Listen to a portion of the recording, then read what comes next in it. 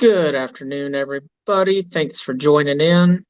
But we've got Miss Jenny J1911 from the Jenny J1911 show on live tonight. We're going to do a little bit of an interview with her, but we're going to have her introduce herself first and we'll jump right into it. All right. Well, thank you so much, first of all, for having me on the show. I really appreciate it. Bending Ballistics and I have been having a great little chat before it was time to go on air. And it's always nice to get to know the people in our shooting community. And, we're all individually unique people, but we have this common theme, and we all love our guns. We all support our gun community. And so it's just really cool to always get to know people. I think that's one of my favorite parts of this whole journey for me so far is, no matter where I go, I get to know new people and just see, this huge melting pot of everybody that has this same interest as me. So it's like a big family. So you asked me to introduce myself. So just in case anybody doesn't know, and I see a lot of my regulars over in the side chat, I'm JennyJ1911. I just started my YouTube channel. I actually posted my first video on February 11th of this year. And so it took off very quickly. I do reloading and shooting on my channel primarily. Took off very quickly, and I would say it was just a little over a month later, I was a YouTube partner and was monetized. So it was all out of the blue. The first video I posted, I think it was the unveiling of my Ronin EMP, or the unboxing of it. And I don't know. I thought nobody's going to watch this. My husband was actually my first subscriber, and I thought, yep, that'll be it. One subscriber for me. And then I don't know. And then there were 5, and then there were 20, and then there were 100 subscribers. And I thought, breaking triple digits just blew my mind. So, yeah, and it just kind of went from there. And, we set up our Dillon 550C reloading press, did some videos on that, did some cost comparison videos, and those just kind of propelled the channel forward a lot too.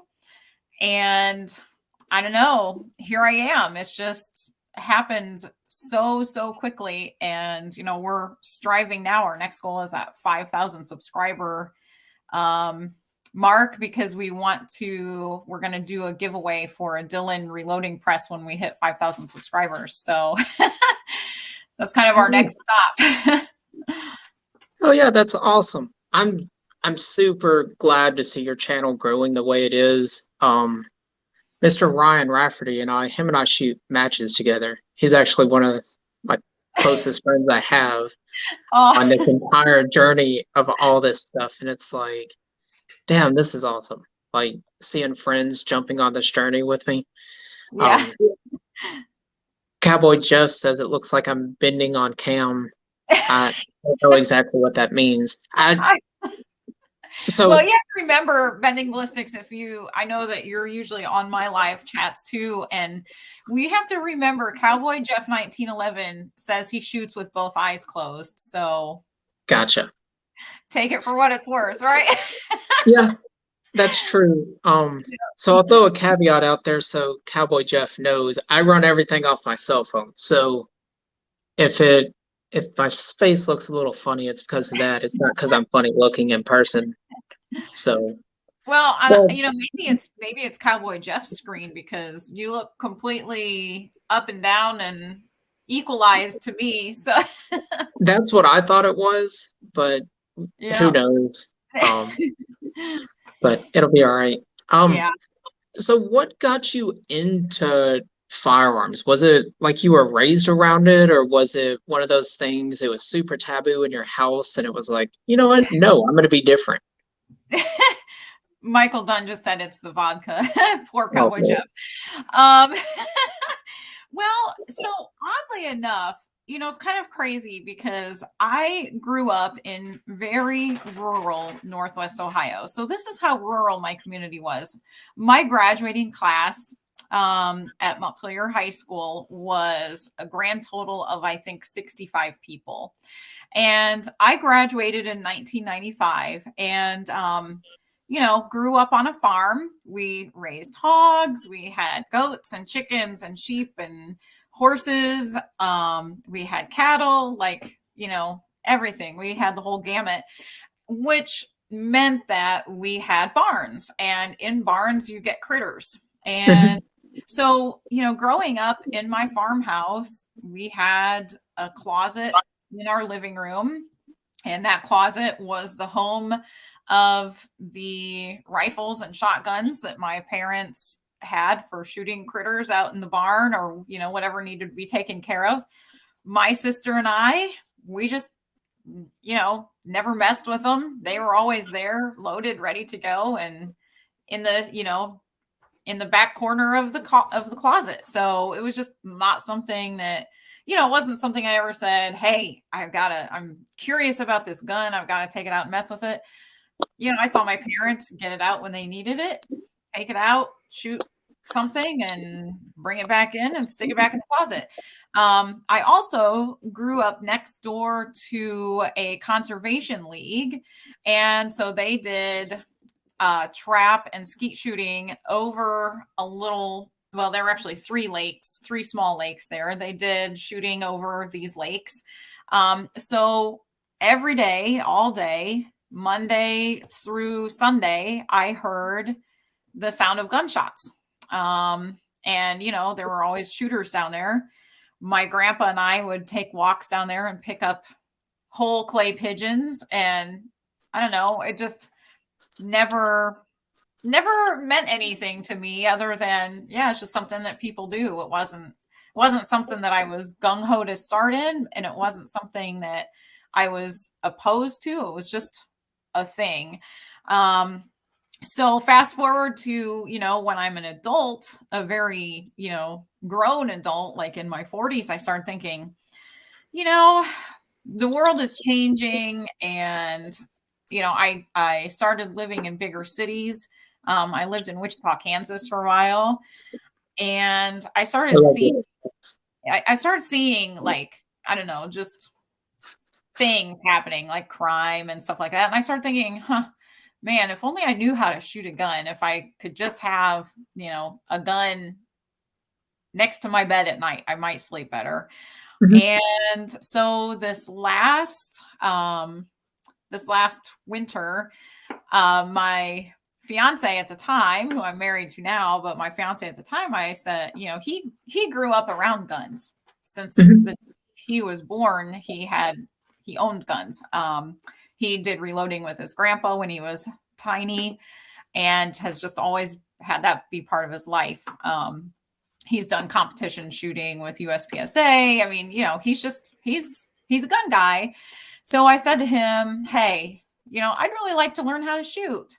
And he said, okay. So, off to an indoor range we went, and just have never looked back. And it's just kind of quickly become a huge part of our lives. And it's something that we do together.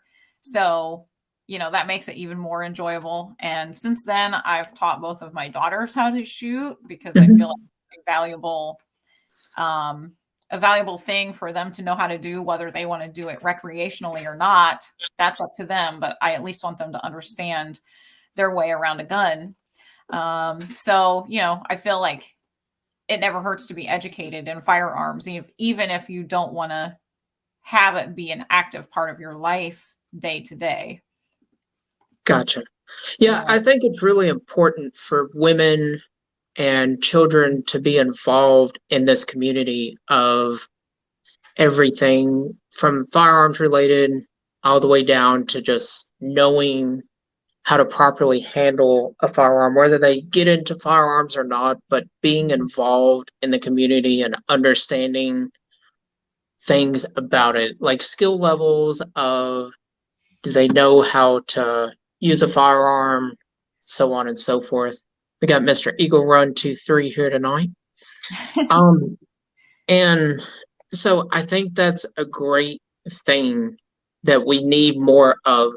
So Mhm. I volunteer a lot with youth groups, like not church youth groups, but like groups of youth and teach them how to shoot and let them shoot. Like even my 6'5", I'll set it up at 1,000 yards and let them shoot it at 1,000 yards. And they might have never had that opportunity before that. I volunteer with the Kentucky Wildlife Federation, and we take kids that are like terminally ill and things of that nature, and we'll take them out and let them go hunting. I'm not a big hunting person, but I grew up hunting, so like I know how to hunt. But it's a great thing. Like even if I don't get to go with the kids, like I'll let the local game warden, him and I are pretty good friends, and I'll let him take some of my rifles and just go. And I mean, I've got rifles that weigh 32 pounds. I've got rifles that weigh 5 pounds. And Yeah. so it depends on how terminal the child is. Like, can they handle the recoil from a six dasher that weighs 14 pounds, or do they need something that's heavier, Mhm. but they they need more power, but they also need it heavier? So do they need a 32-pound 6.5 Creedmoor that they can lock down in a tripod and shoot? Because then there's no recoil at all. Right. Or are they good enough that they can lay prone with a 10-pound 308? You know what I Right. mean? So it varies. Now generally I don't let anybody take the dasher because it's such a small projectile that screaming through the air at the speeds that it does, like, yeah, in essence you could ethically take an animal, but in all reality, a 308, 6.5 Creedmoor, 6 Creedmoor is going to do it so much more efficiently. 243 will too, but as Ryan knows, and I know that I've never shot a 243, and I don't own a 243, so I catch a lot of crap from him over that. Um, so, um, but yeah, and teaching kids how to shoot a pistol too, like that's something that they need to learn, just the safety side of shooting. Right. But I've Right. always started kids out in shotguns and 12 gauges and 20 gauges and 410s, which Mhm. sounds like you're doing a lot of that right now, of the whole trap thing. Yeah. Um, but so it sounds like we started pretty similarly with they were just kind of in the house. Now, my family's super diverse when it comes to that. I've got certain family members like myself that are very pro firearms, and then I've got family members that are very anti firearms. Mhm. So it really depends. We have Miss Pimp 1984 in the house. Um, I did an interview with her about a month ago, and it was a super great interview. Um, I wouldn't be shocked if Miss Pimp reaches out to you on Instagram about doing one. She's super easy to talk to. Awesome. Um, Super great interview that I did with her. And if you guys haven't checked out her channel, go check it out. Same with Miss Jenny's channel here. Um, and Eagle Run, I made you an admin if you can post Miss Jenny's link and the Pimp's link for me. So Ryan says he has both of them, or he has enough of them. Oh, yeah. I'm guessing Um, the guns that the you're mentioning. 243. Yep. Um, Pager pimp. um, Yeah. Well, honestly, like I had a class where one of the firearms classes I took, the instructor said, he brought up a really good point. He said, you never know when you're going to have to know how to unload a firearm. mhm, And he talked about a woman, an acquaintance who called a friend of hers who knew firearms and said, my husband's been depressed and I just found a loaded gun in his nightstand and she didn't even know he had it. And he mhm, wasn't home at the time. And so she wanted to unload the gun, not knowing what was really going on in his head.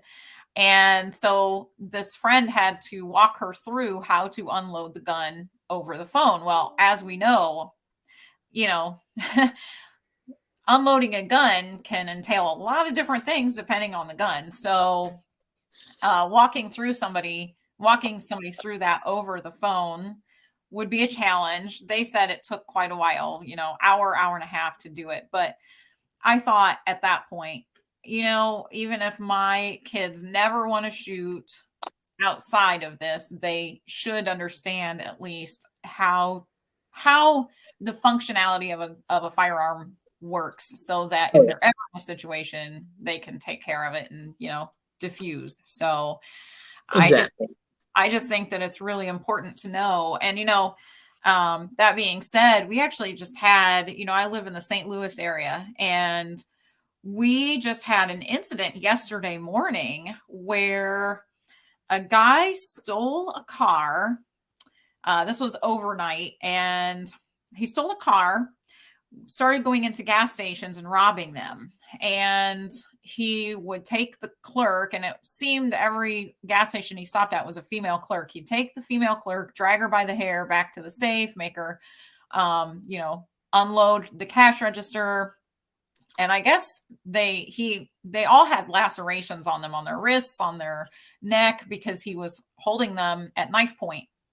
And anyway, finally, at the third or fourth gas station that he robbed overnight, a bystander had just checked out and left the gas station, went out to his car, and he saw this guy pull up to the gas station, stop right in front of the door, didn't actually park his car.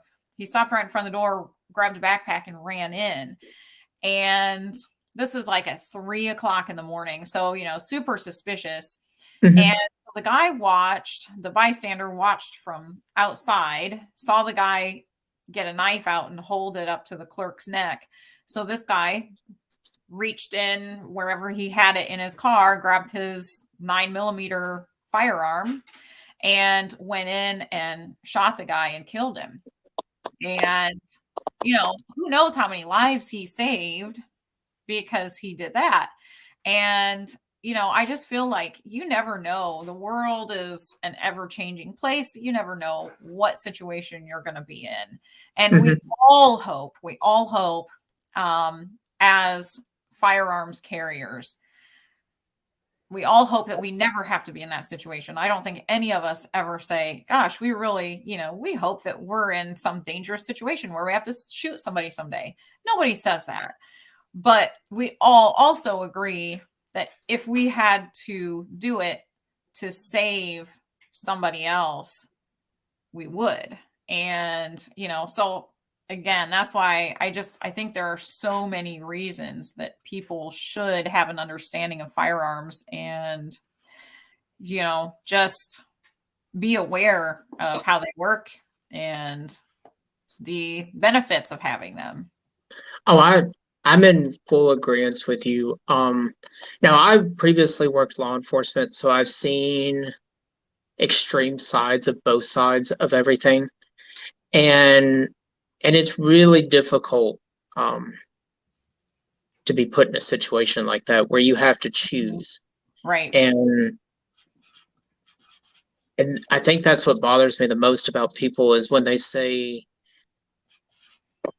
oh, well, I'll just do this and I'll just do that. And it's like, it's not that simple, because there's what lasts 30 seconds or less feels like a lifetime. Right. And that's the hardest thing. So I'm all for training, and I don't feel concealed carry is technical training, if that makes sense. Maybe that's just my mindset of how I am, but I don't agree that concealed carry courses are defensive training. Yeah. Or they're definitely not defensive training. Yeah, they're definitely not defensive training. And, I can say as a licensed CCW instructor, and I'm also licensed to teach, basic pistol courses. I think it really depends a lot on each individual instructor too, because we Mhm. spent time with our students actually helping them understand how a firearm functions. We talk about, because we're reloaders, we actually like to help them understand even how a cartridge is built, what the components are, and how each of those components work in conjunction with each other to make the gun function. Mhm. And so, I have found a lot, with a lot of my students and just people that I talk to on the range, even, I do range safety officer stuff. And when I'm working doing that, I talk to a lot of people who have never fired a gun before, usually women. I find this a lot with the female population. They want to understand how it works and why it works. So I spend time with them. I go through, every component of a cartridge, and I will say, this is not a bullet, this is the bullet. And because everybody Yeah. calls a cartridge a bullet. Yeah. I And mean, they assume that. and so it's Yeah. funny because yeah, exactly. Once you go through all of that stuff with them and you actually show them how it moves through the gun, what in the gun makes that happen, then they're like, oh, and they start to really pay attention, and you can see them start to process everything. Mhm. Another thing is like teaching your students the various types of firearms. A revolver is going to be very different. My Smith and Wesson 686-4 is going to be very different than my Hellcat Pro. They Oh yeah, function absolutely. very differently. And so it's really important for my students to be able to understand, in my opinion, for them to understand, the difference of all those types of firearms too. And again, a CCW class is 8 hours. It's a lot to cover in 8 hours, but Mhm. it's a start because we have a lot of people who come in who have never even held a gun in their hands before, Now, wanting to get their CCW. what's your pass fail ratio on concealed carry courses where you do them? Or is it one of those things that you try to make every student pass no matter what, or is it more of like a 90% pass rate? I I don't really know. I don't really know what that percentage would be. I would say, the pass rate is very high. For one thing, when people are there, they're spending the money to be there. They Mhm. really want to learn. They really do want to learn. They really do want to be successful. What I see is I don't really see people that come in and don't give it every effort. Um, I don't see that much because they are all there for the same reason. They are proactively wanting to learn this skill. Yeah. And so, I a couple of weeks ago, I had a lady that I was testing. She did her, so we do in Missouri, we have to do 20 practice rounds and then 20 for real rounds at 7 yards. And the pass rate is they have to get 17 out of the 20. Mhm. So this lady was really struggling. Her husband had bought her one of those cute little pink revolvers with 5 rounds, thinking, well, she's a girl, so she would like a pink revolver. Mhm. And, the barrel is what, like 2 inches? 3 inches, Yeah, two and it's a half, 3 inches. so, It's nothing. so tiny, so tiny, and very kicky, very hard to handle. And so I'm doing her practice rounds with her, and she'd gone through the class and she had absorbed everything in the classroom portion of it. So on the range, in her practice rounds, I could tell, we talked about, how do you sight a gun in? Where do you aim on the target? We talked about all of those fundamentals, and she followed every instruction I gave her to the T. But every time she pulled that trigger, her shot was who knows where. She was just all over the target. So I finally said, hey, would you just like to try a different gun? Because I'm thinking this woman wants to be successful and she's following all of my instructions. She's standing exactly like I'm telling her to stand. She's gripping the gun exactly like I'm telling her to grip it. There's no reason for her to not be hitting that target dead on or close to it. And so she said, yeah, can I try a different gun? And so, you know, we let her try a different gun and she shot perfectly. And so it's just kind of one of those things where you have to be in tune with your students and really, you know, case by case, ask yourself, okay, is this somebody that really should be doing better with their accuracy test?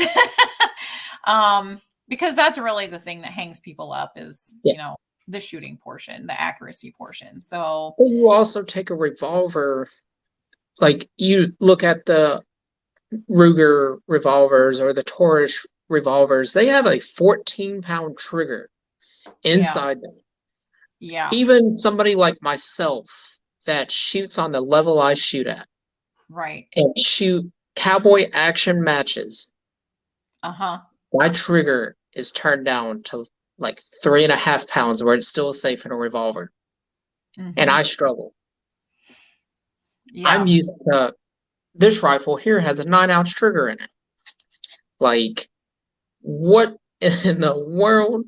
Like, even when I shoot like my 3-pound cowboy action revolvers and stuff like that, I struggle because I'm so used to a light trigger. My gas rifles for 3-gun are 9-ounce triggers. My triggers and my mechanics are 9-ounce triggers. So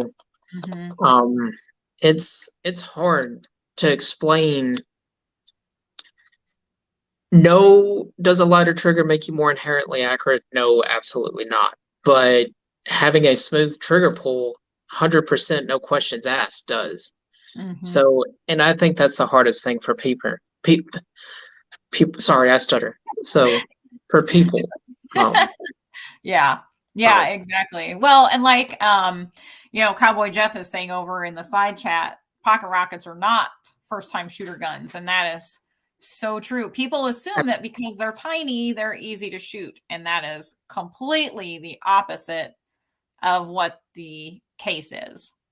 Yeah, and so you know, Ryan here, he runs Boom Country Hydrographics. He's one of the best Cerakoders in the country and probably one of the top Cerakoders in, I know he's at least top Cerakoder in the Midwest. So if you ever want something Cerakoded in the Midwest, contact Ryan at Boom Country Hydrographics.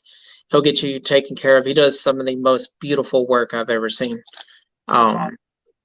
We're still trying to figure out what we're going to do on this when I send it to him. I might just tell him do whatever he wants. Surprise you, right? Yeah.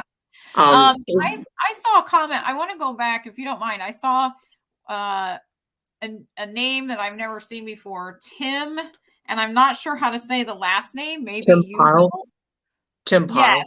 And he said I need to do a meet and greet at Full Circle Reloading sometime. So I'm just wondering if Tim is local to the St. Louis or St. Charles area. Because, you know, Full Circle, that's my reloading shop. So that's where I go. But yeah, the suggestion of doing a meet and greet at Full Circle, it's funny and ironic that Tim would say that because actually, you know, I do my range safety officer stuff out at Gateway Gun Club, and they have actually asked me to do a meet and greet out there. So yes, there is a meet and greet in the area in the works. Okay, Tim is from Southern Illinois. Very good. So John H. I don't know if you know who John H. is. He's not in the chat tonight. He's at a RSO meeting for his gun club. Oh, okay. He's from Southern Illinois too. He's not far from you. Okay. He shoots at one of the clubs over there. It might be Gateway. I'm not sure. They do still challenge matches like every Sunday. And that might be like bench bowling pin matches. Do you think maybe it because they don't have steel at Gateway? It's pistol, and I know he's doing a lot of bowling pin matches for 22 also. Okay. Yeah, I'm I'm not not sure sure that where it is because when he got into steel and IPSC and IDPA, he started asking me about a good pistol. And of course, I recommend the same pistol that I run for 3-gun IDPA and IPSC, which is the Canic. Mhm. But and it's because Century Arms has provided me the Canic, and I've become very familiar with it. And I put them through their paces, Uh-huh. and so they're great, great pistols, especially for somebody starting out. They're fairly inexpensive, and they're just great pistols for what they are. Yeah. Um, I put them up there with the Hellcat, but the price at more of like that used Glock, if that makes sense. Mhm. Yeah. And that's for a new one. Yeah. Well, Mr. and Affordable. Canics are really cool because they have so much stuff that comes in the box with them. Yeah, and I mean they're great pistols too. You don't have to do a whole lot of work to the trigger to make it a lighter trigger, um, and stuff like that. Yeah. So, um, they're great. Actually, Ryan here started asking me about a pistol because he's wanting to start shooting IDPA and IPSC.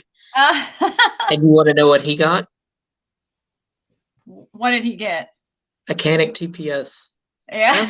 F. The Rival, I think, is the one that he got. He'll correct me on that, but I think it was the Rival is what he got. Oh, Um, okay. Yeah. but so let's That's go awesome. into a little bit of your trap shooting. So, are you struggling a little bit with it, or what's your biggest like? Um, What's been your biggest hurdle so far? Is it length? Because I've got little arms, so I get length of pull. yeah. So, okay, so my first week that I went out, I I used a 725, and you already know this, but some of the people watching may not know this. You already know my backstory, but the Hmm. first week I went out and I hadn't shot trap before. I'd shot a couple of claybirds one time with a different shotgun, and maybe took 5 shots. So I don't really count that. So the first time I went out for a trap shoot, it was for a league night. Um, and so I used a 725, and I don't know I didn't know anything about shotguns at all. I just knew how to load it and how to pull the trigger. I And think Tim is right so on that unfortunately, front. it was my head was leaning over too far to the side. And Hmm. so I got a stiff neck. And then the second week I went out, I used an 1100 because it's a semi-auto. So I thought, okay, maybe this will be better, less recoil, maybe that was what was hurting my neck. And got a black eye. And the recoil wasn't bad, and I shot better with it, but for some reason, and I couldn't understand, it kept hitting my shooting glasses right here. So I Hmm. was like, what's happening? So the third week, one of my teammates said, well, I feel really bad you got a black eye last week, so use my Mossberg. And so I used his Mossberg. I had no black eye, no stiff neck, and I didn't hit as many birds. So I was like, well, that doesn't work either. And so then this last week I went out and um I used the Browning Satori CSX. And so Tom, who owns Gateway Gun Club, I said to him, I was like, Tom, help me out. I've got to find a better gun. And so the first, I said, I've heard the Satori's great. So he handed me a Satori. He said, shoulder this. I shouldered it, and he said, oh, I see the problem. He said, you can't have a Monte Carlo stock. Yeah. And he goes, give it back. And so I gave it to him. So he brought out another Satori that did not have a Monte Carlo stock. He said, shoulder this. I shouldered it. It felt good. I said, okay, I'll go with this. And he said, yep, that one looks good. So I went out and I shot, and it was much better. Um, so, now I'm just I'm doing well with my side to side motion. What is tripping me up is when the bird leaves the house, um, it's lined up. A lot of times I have my barrel lined up exactly where the bird comes out. So then I don't see the bird until it's too far up. And then I'm trying to track back up to catch it if it's coming straight, going straight away from me. So my side to side is fine. It's the going away from me that's kind of throwing a wrench in my plans right now. Gotcha. Yeah. Wayne says he just dropped by to say hi. 4:30 in the morning. Good to see you, Wayne. Good morning, Wayne. Good night. Thanks Yeah. for dropping in. And I think Tim is right. I think it's Newman's is the one that he's shooting at. Okay. John's a really good friend of mine. And Ryan is waiting on the rival. He's hunting a 2011 currently. So cool. I might know some suggestions for a 2011, Ryan. Let me do some research on some people I know that are running 2011s. But so are you shooting with a bead on yours, or are you shooting with night sights? What are you shooting as your sighter? With a bead. Okay, so ignore your bead. Okay. Try running just your barrel. Get about an inch ahead of it, inch and a half ahead of it, based on the speed, and try that. Now, if it's running 50 miles an hour, you need to be like 3 inches ahead of it. I don't know how fast your birds are flying, but generally at a club, they're flying between 15 and 25 miles an hour. They're not going to bump up the speed till you get into like really intense classes. Get about an inch ahead of it and use your barrel as a point of aim. Ignore your bead. Okay. When I teach people how to shoot trap, I take their bead off and I re-silver solder it back on. But with you using loner shotguns right now, can't do that. Yeah. Now, as far as, are you having problems with your length of pull being too long on these different brands? Well, some of them, and that was one thing. I had actually been looking into the A400 too, because that I know has a shorter length of pull. But basically we kind of have come to the conclusion that if we find a gun that I like, we may have to just get it fitted, get the stock cut down, and get the shoulder pad refitted on it so that we can have it work for me. Because I do have shorter arms and everything. My length of pull, it seems like most of the time the tip of my finger doesn't even come up to the back of the trigger. So do you know how to measure your length of pull? Yes, I do. Okay. As I say, if not, I'll tell you how, or at least how I do it, and it works for me. But a suggestion for a shotgun that you can look at, it's just going to depend on how crazy you want to go with money. I'm a budget pony guy. Like, Anderson provides me with my ARs for 3-gun. Century Arms provides me with my shotgun and my pistol. So I'm very pro budget, if that makes sense. And so these guys that I'm going to suggest, they're going to be in that budget price range of between 500 and 900 for you to look into. So obviously the Benelli. Now you're going to spend a little bit more for Benelli than what you will anything else. TriStar. Have you looked at a TriStar yet? Like TriStar Raptor? No. I mean, I've heard about them, but I haven't tried one. So I would look at TriStar. And Ryan might have some other suggestions too on shotguns, because he does a lot with shotguns up in North Dakota.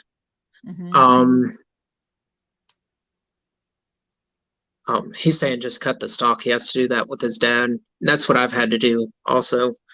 TriStar might be a good one. the older Remingtons, like, are you running over unders, or are you running semi-auto, or are you running pump? Over under. Is that what's required for your division? No, there's no requirement. In fact, one of my teammates has, the first week I shot with him, he did a pump, and he's used a different gun every week. So so yeah, there really aren't any strict limitations for this one.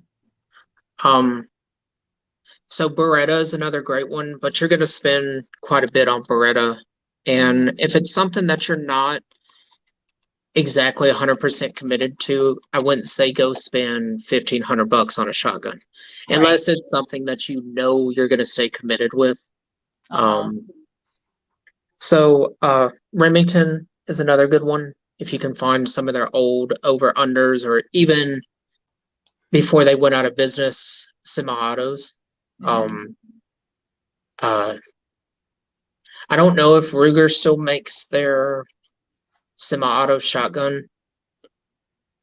If not, finding one that's not arm, foot, and a leg is going to be damn near impossible.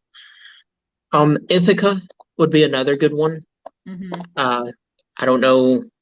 It's all based on your region too. Like, I've noticed that, like, when I've gone to matches in like Kansas and stuff like that, TriStar you can't find. Nobody runs TriStar. It's like, why aren't you running TriStar? And then it's just like the guys. Yeah, and it's just like the guys on your teams are the only ones with the TriStar, and it's like, huh, this is weird. So yeah, I'm a big proponent of buy once, cry once. Now, other than 3-gun, I'm just running if it's just like local trap matches, I'm running a Benelli M4. I'm going to be 100% transparent with you. That's what I'm running.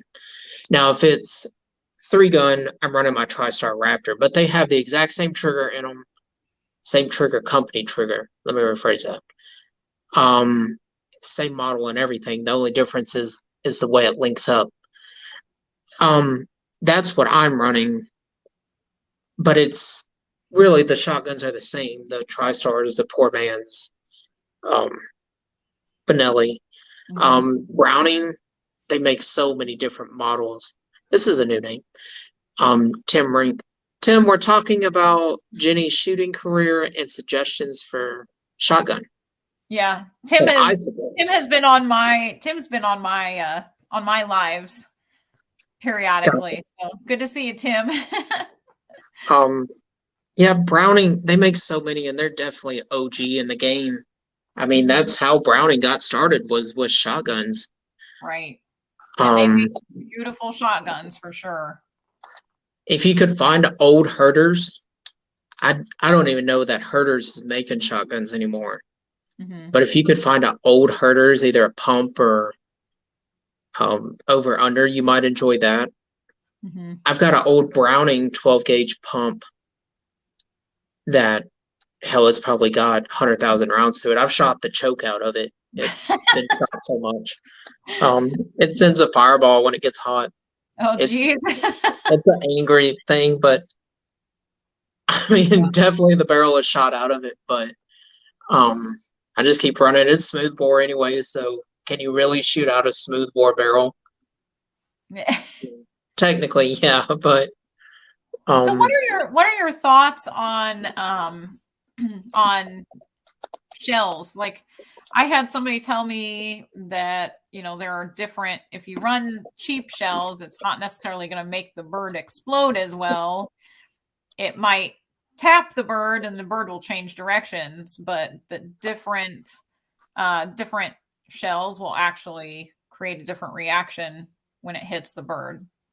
So, see, that's a hard one, because it's going to be purpose driven for me. Generally, I run a lot of 6-shot. That's personally what I like. Now I load a lot of my shotgun stuff myself, so I load generally with the 6-shot because the math is a lot easier on the charge. But I mean, I prefer a 2 3/4 inch shell over a 3-inch shell personally. Uh-huh. I've also had a lot of surgeries like in my shoulders and stuff and my knees. So as far as wanting a lot of recoil, I don't. So Right. yeah, I'll shoot slugs and stuff like that. But if I can get away with a 2 3/4 inch bird shot over shooting a slug all day, every day. Yeah. And Tim, we're talking about for Jenny's trap shooting. Trying to give her some pointers there. And Ryan's over here hustling business. Yeah. Yep. And I see Hipparchus is here. Hipparchus gets on my channel regularly. So Gotcha. yeah. Let me see if I can make Ryan a. Hold on, I gotta jump over to YouTube, but I'll still talk. Yeah. Yeah, I really think that the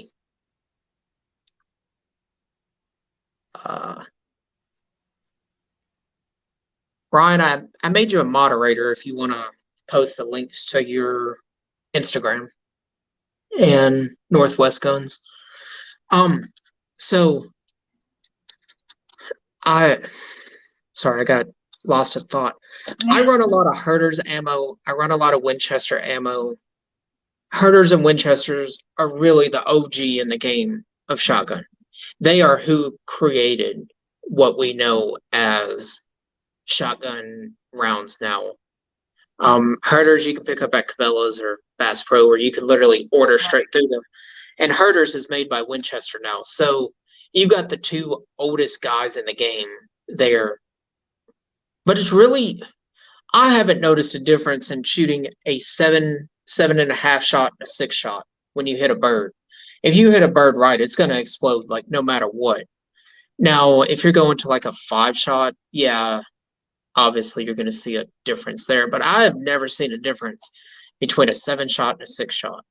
I've seen the difference in way it flies, but not in the way it impacts. Mm-hmm. If that helps. Okay. I just want to give myself every advantage I can. I mean, it's all. Are you struggling more with the super fast birds or is it the slow bird? I don't know. I can't really say. I mean, I don't know. There's got to be one that. I don't think it's one over the other for that. I just know that, I'm struggling more in the first station and the last station. The middle 3, I'm doing fine at. And then if the bird just goes straight away from me. So those are kind of the two things, where I know I have to improve upon. Bacon. So I put the cookies and bourbon out earlier, but the garden gnomes came and ate it. They said that Dark sent them. So I don't know what happened to it, Bacon. So I'm linked up with guys like DOD After Dark, John Crump, Flying Rich. I don't know if you know who those 3 are. No. Okay. So that's where the goddamn bacon comes from. Okay. He's from the DOD After Dark crew. Oh, okay. And John Crump and all those. So that's why I was telling him that. But Tim says he's been running the Browning Satori trap for about 25 years. It's his top gun. Now, one suggestion I'll make for you, if you figure out a stock that you like, whether it's well, obviously you're going to know the ones that you don't like. Right. But when you figure out a stock that you like, my suggestion is get a gun. Get whatever it is, whether it's a TriStar, a Benelli, a Browning, it doesn't matter. Get one and stick with it. And stick with that style. Right. And master that style. So whether it's pump or semi-auto or over-under. I don't personally like over-under because it's weird to me. I prefer pump or semi-auto, but it's also from where I've shot 3-gun for as long as I have. Yeah. And I know every club has their limitations on what you're allowed and what you're not. Um, Now, my local club that I shoot trap at, they don't care. It's a lot like yours. It's just go run what you run. Um, but that's my suggestion. And when you figure it out, like learn that firearm, right? And figure out what you don't like with that firearm. Mm-hmm. And when you figure out what you don't like, when you go pick up your next one, be like, well, I don't like this and I don't like this, and start being as picky as you want. Like until you find exactly what you want. Like, I don't like that this has a brass bead. I want a silver bead. Even get as simple as that. Or I don't like how this safety is on this one because I have to push it 2 millimeters further than how this one is, and get super comfortable with that one. And then, so like TriStars, Benelli's, they all pretty much will hold that value at what you buy it at. TriStars you can get for around 500 for their Raptor. You can get an extendable tube for it. Benelli you can get in for about 800 to 1,000, and it'll hold that value there. And same with the extendable tube, and just run the dog shit out of it. Like as soon as you figure out like what you like, whether it's that high cheek rise or that, well, it doesn't sound like the high cheek rise is something that you like because it No. keeps blocking your eye up here. Mm-hmm. Having high cheekbones, I get it. I have high cheekbones. My mom had high cheekbones.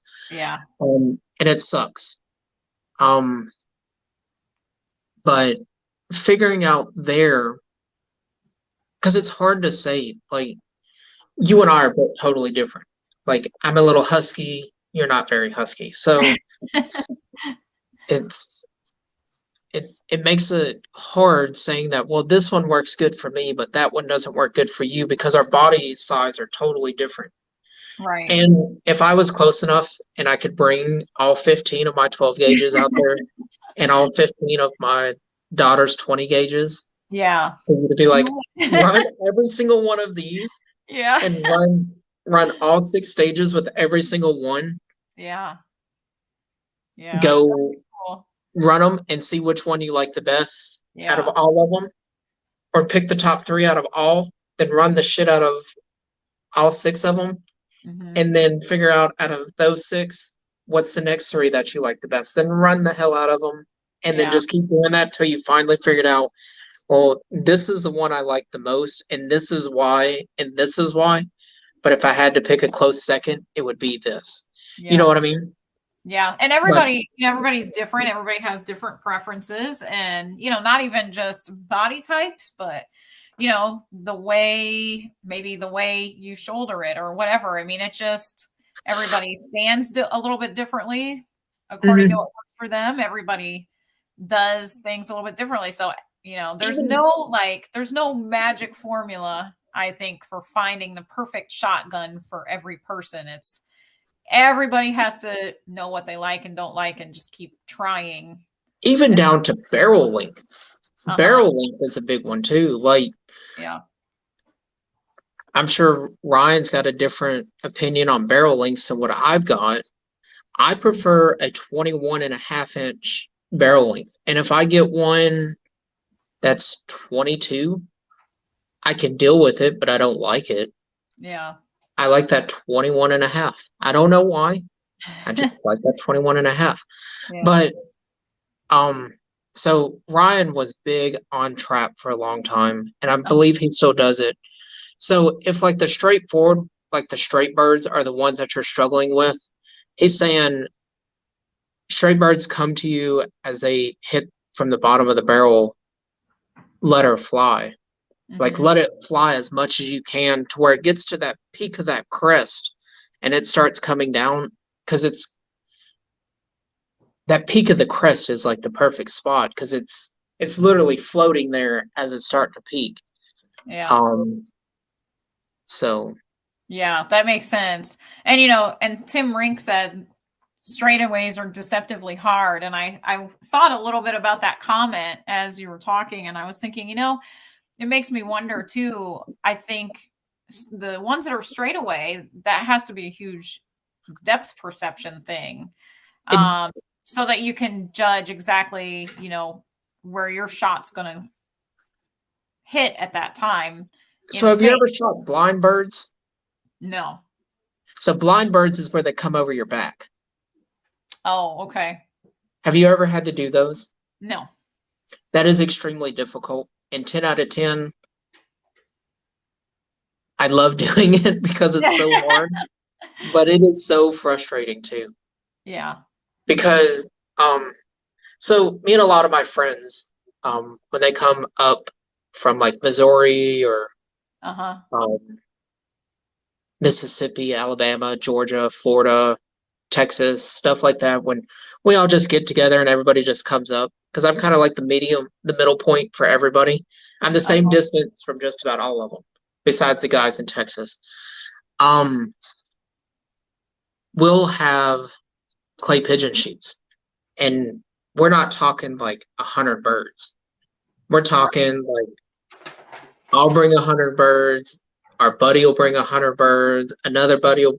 By the time you get 10 or 12 people bringing 100 birds, and then everybody's bringing like 200 rounds of ammo. That way, when you get tired of shooting, this guy can shoot. Or I think the last time we did it, we bought 2,500 birds by the time it was all said and done, and like 4,100 rounds of ammo that we shot a day between 12 of us. And we just, it was so much. Like, I've still got holes right now that I'm still reloading from that day that haven't been reloaded yet. Because it's just like, holy crap, there was so much of it. Yeah. But yeah, just letting it fly. Now does your club, do they like doing the shoot 'em low, shoot 'em fast? Have you had to deal with those yet? The ones that skip across the ground? No, sporting clays. No, we haven't done any of. They don't do that at my club. But there is. I know that there is one just a little west and north of where I live that does that. There's a club, but haven't been out there yet. So, but that's actually kind of my goal. I want to get to doing that because it sounds like a lot of fun. It just takes practice. Yeah. And those are hard because you'll have one bird that'll fly slow as they sling both. And so you'll have the one running across the ground at like 60 miles an hour. And then you have the one flying up at like 20 miles an hour. And it's like, so you have to hit this one, then you have to move to that. And I don't know how you start. I don't know if you start at a low ready or if you start with it straight vertical. I don't necessarily know how you start or how your club has you start. And that's all deceptive on the club. Every club is completely different. Like the one club here, when you're running semi-auto, you have to start with your bolt back chamber empty. So you have to drop one in and then go. But if you're running pump, it's just chamber empty, chamber back.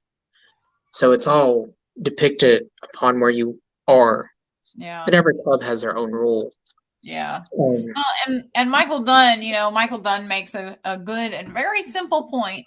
It's all about muscle memory, practice. And I think, that goes for any shooting, whether it's whether it's shotgun or rifles or pistols, whatever you're shooting. I think that's that's kind of the key, really. That's why we practice, right? Yeah. And that's the thing. Like, that's why I keep telling you, like, even a 50% on, because you're only, 5 matches in it?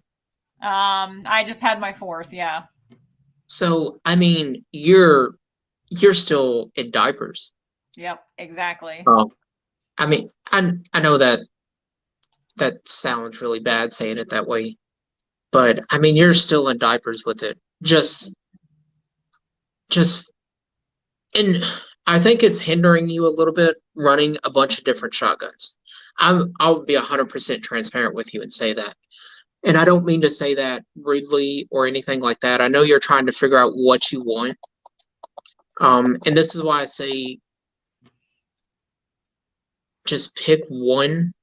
Like when you figure out what cheek you want, whether you want a high cheek, a low cheek, a mid cheek, and adjust. And I don't know if they still make the adjustable cheeks or not for 12 gauges.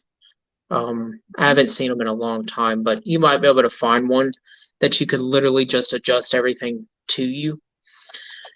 But I mean, just finding whatever one it is. Don't let anybody say you have to have this one, because at the end of the day, unless they're buying it for you, Yeah. it's not really going to make that much of a difference. Right. So another good guy that might be really good to talk to about this is Ryan, and I'll send you his Instagram over. Okay.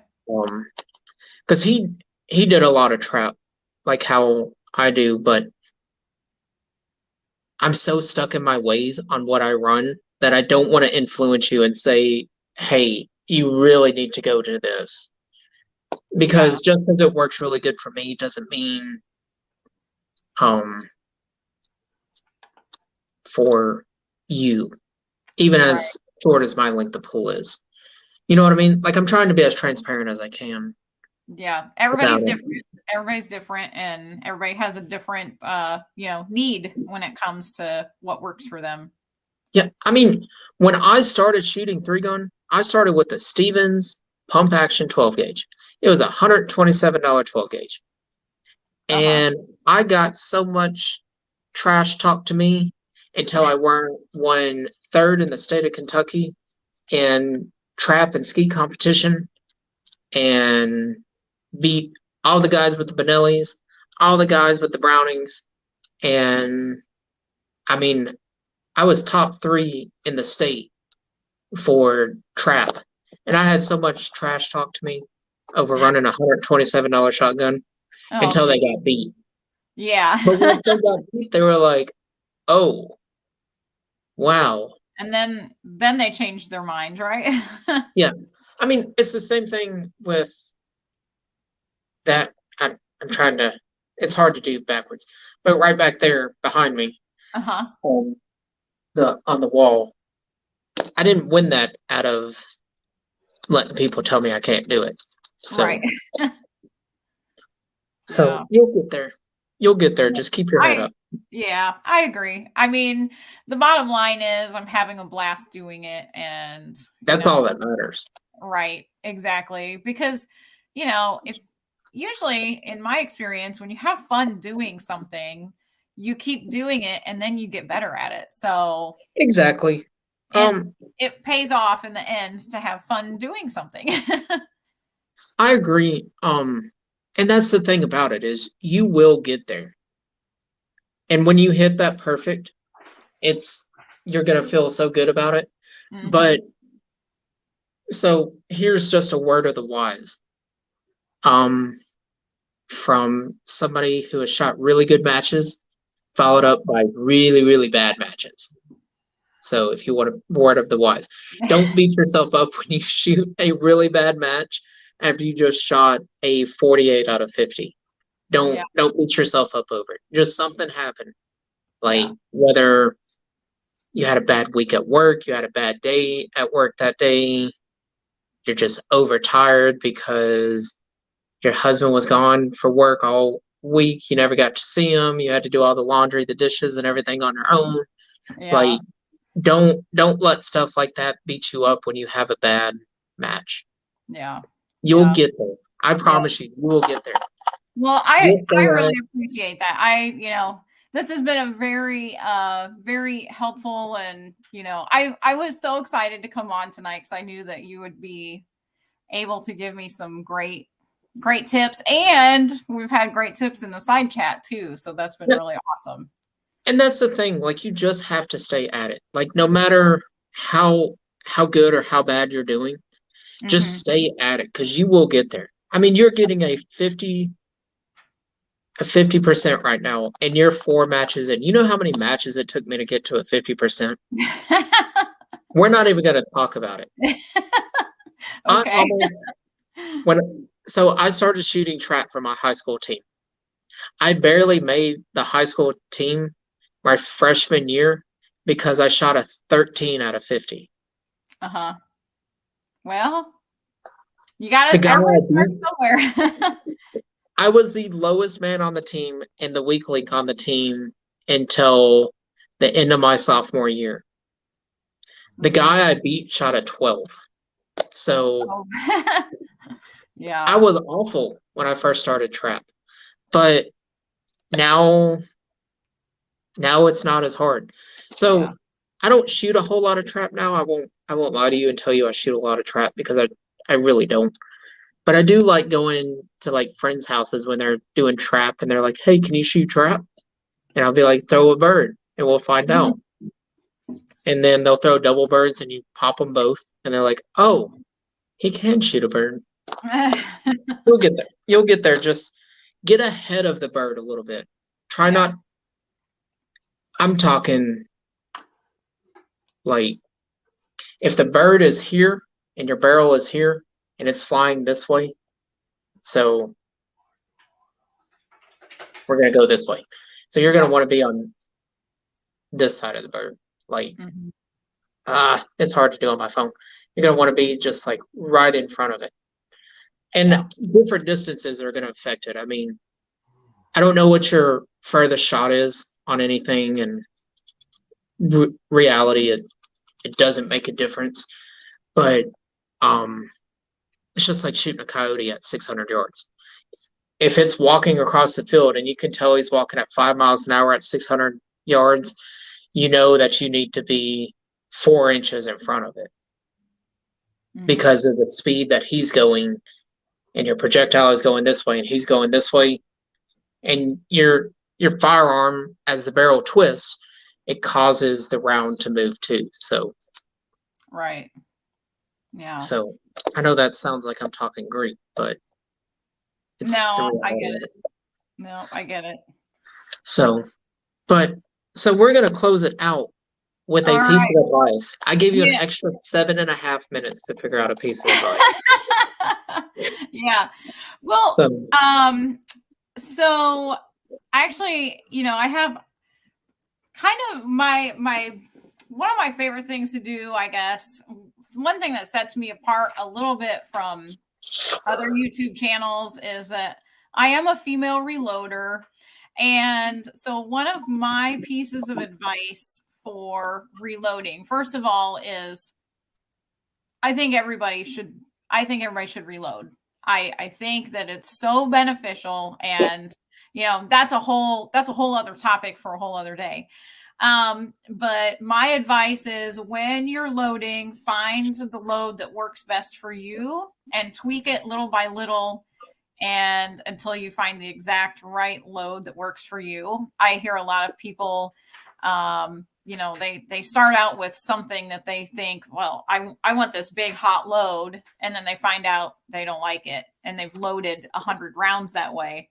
So my advice is take baby steps when you're reloading, and find the load that works best for you, and it's easier to keep inching forward than to have to dial it back. So I that's agree. my advice, just in case we have any reloaders in the audience tonight.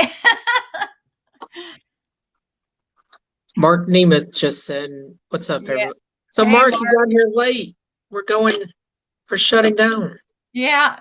Jenny J has to go to bed. My alarm goes off at 4 in the morning. So I need my sleep.